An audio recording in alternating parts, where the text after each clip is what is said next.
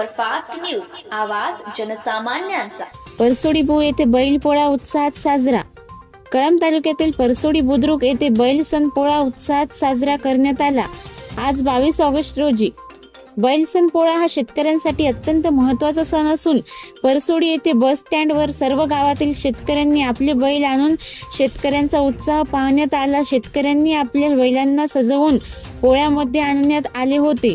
परसोडी येथील पाटील प्रशांत जगताप व श्रीकांत जगताप यांच्या बैलावर मखर पेटवून वाजवत गाजत मिरवणूक काढण्यात आली। पोळ्यामध्ये शेतकऱ्यांनी ओम नमः हर हर पार्वती महादेवची झडती देऊन शेतकऱ्याप्रती अत्यंत उत्साह दिसून आले।